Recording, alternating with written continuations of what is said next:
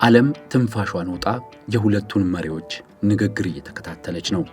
የአሜሪካው ፕሬዝዳንት ዶናልድ ትራምፕ በቤጂንግ ባደረጉት ይፋዊ የሥራ ጉብኝት የቻይናው ፕሬዝዳንት ሺ ጂንፒንግ የመክፈቻ ንግግራቸውን ሲያደርጉ አንድ ታሪካዊ ቃል ተጠቀሙ።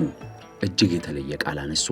ቻይናና አሜሪካ የቱሲዲዲስ ወጥመድን ቱሲዲዲስ ትራፕን አልፈው አዲስ የሀያላን ሀገራት ግንኙነት ምዕራፍ ሊከፍቱ ይችላሉ ወይ ብለው ዶናልድ ትራምፕን ጠየቁ። 中美两国能不能跨越所谓的修昔底德陷阱? ይህ ወጥመድ ምን አይነት ነው? ለማን የተዘጋጀ ነው? ለቻይና ወይስ ለአሜሪካ? ሁለቱ ሀገራት እዚህ ወጥመድ ውስጥ ይገባሉ ወይንስ እንዴት ይሻገሩታል? የዓለም የሌላ ኃያልነት ፉክክርን ለመግለጽ የተጠቀሙት ቃል የቱሲዲዲስ ወጥመድ እንዴት ያለ ነው? ከመጋረጃው ጀርባ ገልጠን የሁለቱን ሀገራት የኃያልነት ሽኩቻ እንመለከተዋለን። የቅዳሜ ገበያ የዩቲዩብ ቻናላችንን ሰብስክራይብ አድርጉ። ትኩስ ትንታኔዎች እንዲደርሷችሁ የደውል ምልክቱን ተጫኑ።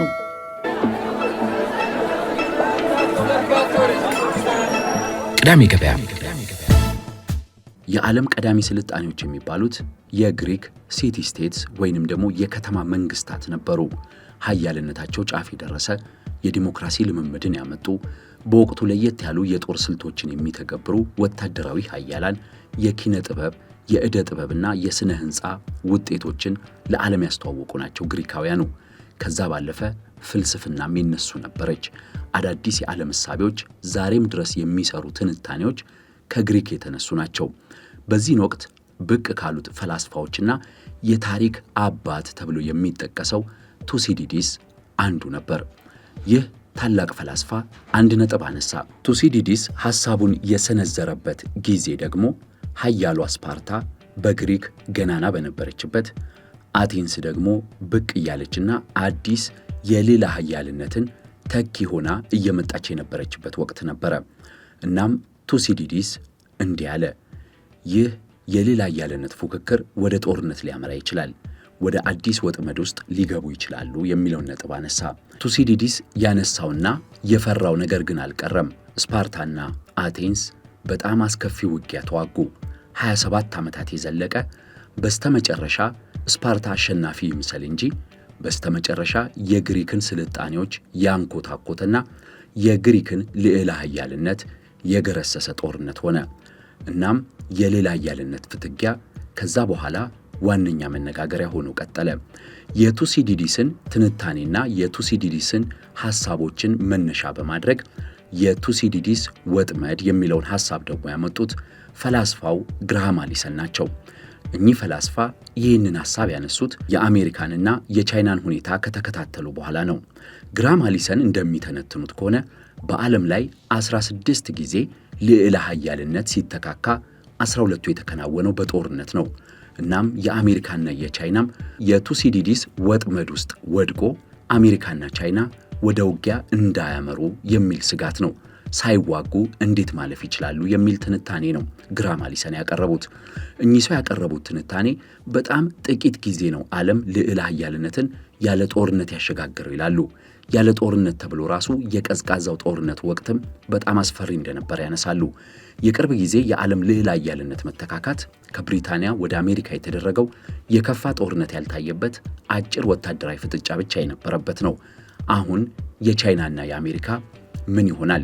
የቱሲዲዲስ ወጥመድ የሚባለው ሐሳብ በአጭሩ ምን እንደሚመስል ላስቀምጥላችሁ። ቱሲዲዲስ የሚለው አንድ በቁመናው ላይ ያለ ልዕለ ኃያል አገር ከታች እየመጣበት ያለ ሌላ ኃያል አገር ይመለከታል። በዚህን ጊዜ የሚከተለውን ልዕለ ኃያል አገር በመድፈቅና ወደኋላ እንዲጎተት በማድረግ ብቻውን ኃያል ሆኖ የመቀጠል እንቅስቃሴ ነው። በሌላ በኩል ደግሞ እየመጣ ያለው አዲሱ የኃያልነት መንበር ላይ እየተቃረበ ያለው ሀገር ያኛው ልዕለ ኃያሉ የሚያደርገውን እያንዳንዱን እንቅስቃሴ በጸባጫሪነትና እሱን ለመጎተት የሚደረግ አድርጎ በማየቱ ሁለቱ የኃያልነት ፍትጊያ ውስጥ የገቡት ሀገራት ወደ ጦርነት ሊገቡ ይችላሉ የሚል ነው። እናም በዚህ ስጋት ልዕለ ኃያሉ አሜሪካ አዲስ እየመጣች ካለችው ቻይና ጋር ጦርነት ውስጥ ሊገቡ ይችላሉ ተብሎም የሚሰጋ ነው።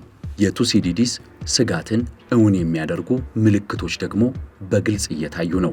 በተለይም የታሪፍ ጦርነትና የአሜሪካና የቻይና የንግድ ሽኩቻዎች፣ የተፈጥሮ ሀብት ሽኩቻዎች፣ ያልሸጥም እሸጣለሁ ባይነት ሽኩቻዎች። ይህንን በመተንተን ነው አሊሰን በወቅቱ የቱሲዲዲስ ወጥመድ ውስጥ እንዳይወድቁ አሜሪካና ቻይና የሚል ስጋቱን ያቀረበው። ይህንን ቃል ደግሞ የቻይናው ፕሬዝዳንት ሺጂንፒንግ ዶናልድ ትራምፕን ሲያናግሩ ደገሙት። ምን ማለት ነው? ስጋት ነው? ማስጠንቀቂያ ነው? የሚለው በጣም አነጋጋሪ ነው። ሁለቱ ሀገራት ወደ ጦርነት ሊያመሩ ይችላሉ ወይ? የሌላ ሀያልነት ትንቅንቁ የሚፈታው በውጊያ ነው ወይ የሚለውን ከማየታችን በፊት የሌላ ሀያልነት ሽኩቻዎቹ አንኳር ነጥቦችን በዝርዝር እንመልከታቸው። የመጀመሪያው ኢኮኖሚና ቴክኖሎጂ ነው። ቻይናና አሜሪካ በኢኮኖሚና በቴክኖሎጂ ትንቅንቅ ውስጥ ናቸው። ቻይና ለአሜሪካ ኢንዱስትሪዎች ወሳኝ የሆኑት ሬር እርዝ ወይንም ደግሞ የማይገኙ ማዕድናትን ይዛ አልሸጥም በማለት የአሜሪካን ኢኮኖሚ ለማዳከም እየሰራች ነው። አሜሪካ በበኩሏ አድቫንስድ ቺፕስንና አድቫንስድ ሰሚኮንዳክተርስን ለቻይና አላቀርብም በማለት የቻይና ኢኮኖሚን ለመጎተት እየሞከረች ነው። ከዛ በተጨማሪ የአርቲፊሻል ኢንተለጀንስ ትንቅንቃቸው የሚጠቀስ ነው። ቻይናና አሜሪካ በንግድ ረገድ ታሪፍ በመጣልና ክልከላዎችን በማድረግ አንዳቸው የአንዳቸውን ኢንዱስትሪ የማዳከም ሥራ እየሰሩ ነው። ይህ መጨረሻው ወዴት ሊሆን ይችላል የሚለው ነው ጥያቄው። ሁለተኛው የአሜሪካና የቻይና የፉክክር መድረክ ወታደራዊ ነው። ቻይናና አሜሪካ በወታደራዊ በጀት ረገድ በከፍተኛ ልዩነት ውስጥ ያሉ ሀገራት ናቸው። የአሜሪካ በጀት ከቻይና በሁለት እጥፍ ይበልጣል። አሜሪካ ወደ 900 ቢሊዮን ዶላር ለወታደራዊ ጉዳዮቿ ስትመድብ ቻይና ወደ 400 ቢሊዮን ዶላር ነው። አሁን ግን ቻይና በከፍተኛ ደረጃ በጀቷን እየጨመረች በተለይም የባህር ኃይሏን እያሰፋች ነው። የዓለምን የውሃ አካላት የተቆጣጠረችው አሜሪካን ለመገዳደር ቻይና የውሃ አካላት ላይ መስራት የሚለው ስትራቴጂዋ አንዱ ነው። በተለይም በፓሲፊክ አካባቢ ከደቡብ ኮሪያና ከጃፓን ጋር አዳዲስ ስምምነቶችን እየፈጸመች ነው። ይህ ወታደራዊ ሽኩቻና ወታደራዊ አቅም ግንባታ ወደ ጦርነት ያመራሉ የሚለው ሌላኛው ጥያቄ ነው። ሶስተኛው የጂኦፖለቲካል ትንቅንቅ የአሜሪካና የቻይና መፋጠጫ መድረክ ነው። አሁን ቻይና እንደ ድሮ በግዛቱ አካባቢ ብቻ የተወሰነች አይደለችም። በደቡብ እስያ አካባቢ ሀያልነቷን እያስጠበቀች እያጠናከረች ትገኛለች።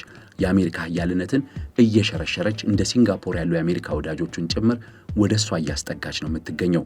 አሁን ቻይና ከዛ አልፋ በመካከለኛው ምስራቅ ኢራንን በአጋርነት ይዛለች። በምስራቅ አፍሪካና በመላው አፍሪካ ተንሰራፍታ በጅቡቲ የጦር ሰፈር እስከ መመስረት ሄዳለች።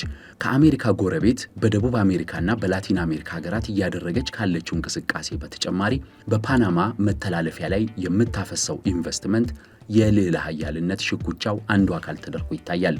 ስለዚህ እነዚህ ሶስቱ ኢኮኖሚያዊ፣ ወታደራዊና ጂኦፖለቲካዊ ትንቅንቆች መጨረሻቸው የቱሲዲዲስ ትራፕ ላይ መሄድ ነው ወይ ብለን መጠየቅ አለብን። አሜሪካና ቻይና በቀጥታ ጦርነት ውስጥ ይገባሉ ብለን ከመመልከታችን በፊት የእጅ አዙር ጦርነቶችን እንቃኛቸው። አንደኛዋ ታይዋን ናት። ታይዋን ከቻይና መሬት ከተነጠለችበት ወደ 80 ገደማ ዓመታት አንስቶ እስካሁን ድረስ ቻይና የግዛቴ አካል ናት እያለች በዲፕሎማሲም ጫና እያደረገችባት በርካታ ሀገራትም እውቅና እንዳይሰጧት አድርጋለች። አሜሪካ በይፋ ለታይዋን እውቅና ባትሰጣትም ጠንካራ የኢኮኖሚና ወታደራዊ ትስስር አብሮ አላት። የጦር መሳሪያ ሽያጭ ስምምነቶችንም እየፈጸሙ ነው የሚገኙት። ታይዋን አንደኛዋ የአሜሪካና የቻይና የግጭት ማዕከል ትሆን ትችላለች። አሜሪካም ቻይናም ታይዋን ውስጥ ያሉ የፖለቲካ ኃይሎችን በመደገፍ በመሳሳብ ታይዋን የግጭት ማዕከል እንዳያደርጓት ስጋት አለ። በሌላ በኩል አሁን ያለችው የኢራን ጉዳይ ነው። የኒኩሌር የእጅ አዙር ጦርነት እንዳይደረግ በኢራን ከፍተኛ ስጋት በተለያዩ ወገኖች ውስጥ አለ። የኢራን ጦርነት እልባት ያላገኘበትም አንደኛውና ዋናው ምክንያት የሚባለው ኢራን ከታሰበው በላይ ከቻይና ባገኘቻቸው የኢኮኖሚና የወታደራዊ ድጋፎች የመቋቋም አቅሟ ከፍተኛ በመሆኑ ነው እየተባለ ነው። እናም የእጅ አዙር ጦርነት ጅማሮች እየታየ ነው። ወደ ቀጥታ ያመራሉ የሚለው እጅግ አሳሳቢው ስጋት ነው። የዶናልድ ትራምፕ የቻይና ጉብኝት የቱሲዲዲስ ትራፕን ለማለፍ በር ይከፍታሉ የሚለው ጉዳይ አሁን የሚነሳው እሱ ነው። ሺጂንፒንግ በይፋ ይህን ጥያቄ አንስተዋል። ቻይናና አሜሪካ ሳይዋጉ ወደ ግጭት ሳይገቡ በመከባበርና በትብብር የዓለም ሀያልነት ሚናን ሊጫወቱ ይችላሉ የሚለው አሜሪካ ይህን ጉዳይ እስካሁን የተቀበለችው አይመስልም፣ የሚዋጥላትም አይመስልም። የቻይናው ፕሬዝዳንት ሺጂንፒንግ በአንደበታቸው ወጥመድ ውስጥ አንግባ ቢሉም የቻይና መንግስት እያከናወነ ያለው ያ ነው ወይ ብሎ መመርመር በጣም ወሳኝ ጉዳይ ነው። ነገር ግን በአሁኑ የቻይና ጉብኝታቸው ዶናልድ ትራምፕ የቢዝነስ ተኮር ስምምነቶችና ስትራቴጂካዊ መረጋጋቶች የሚሉ ጉዳዮች ላይ ትኩረት ማድረጋቸው ይነገራል። ዶናልድ ትራምፕ በርካታ የቢዝነስ ሰዎችንና የአሜሪካ ግዙፍ ኩባንያዎችን ይዘው ወደ ቻይና እንዳመሩ ይታወቃል። ይህ በርካታ የንግድ ስምምነቶች በአሜሪካና በቻይና መካከል እንዲደረጉ በር የከፈተ ተብሎለታል። ሁለተኛው በጋራ አጀንዳዎች ዙሪያ በሚል መክረዋል። በአርቲፊሻል ኢንቴሊጀንስ የጋራ ፕሮቶኮል ማዘጋጀት አለብን የሚል ስምምነት ላይ ደርሰዋል። ከዛም በተጨማሪ የዓለም ኢኮኖሚን ከድቀት ለማዳን ሲባል ብቻ ሳንነጣጠል ልንሰራ እንችላለን፣ እንደዚሁም ደግሞ ቦርድ ኦፍ ትሬድን የንግድ ድርድር ቦርድን በጋራ ለመመስረት መስማማታቸውም እንደ መልካም ይታያል።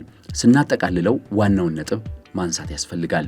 ሺጂንፒንግ ያነሱት የቱሲዲዲስ ወጥመድ ታሪካዊ እውነት ቢሆንም የዓለም ዕጣ ፈንታ ግን በድንጋይ ላይ አልተጻፈም። የግንቦት 2026ቱ የትራምፕና የሺጂንፒንግ ስብሰባ እንዳሳየው ውጥረት፣ ፉክክርና ስጋት ቢኖርም ዲፕሎማሲና የጋራ ኢኮኖሚ ጥቅም ግጭትን የማስቀረት አቅም አላቸው። የ21ኛው ክፍለ ዘመን ትልቁ ጥያቄ በአሜሪካና ቻይና ሽኩቻ ማን ያሸንፋል የሚለው ሳይሆን ይህን የሌላ ሀያልነት ሽኩቻ ዓለምን ወደ ጦርነት ሳያስገቡ እንዴት በጥበብ ያስተዳድሩታል የሚለው መሆን አለበት። አሜሪካና ቻይና ወዴት ነው የሚያመሩት? የቱሲዲዲስ ወጥመድ ይጥላቸዋል ወይንስ በጋራ ለዓለም ብልጽግና የሚሰሩ ይሆናሉ? የእናንተ እይታ ምንድን ነው? ሐሳባችሁን አጋሩን። የቅዳሜ ገበያ የዩቲዩብ ቻናልን ሰብስክራይብ አድርጉ።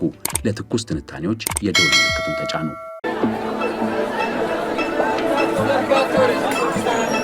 ቅዳሜ ገበያ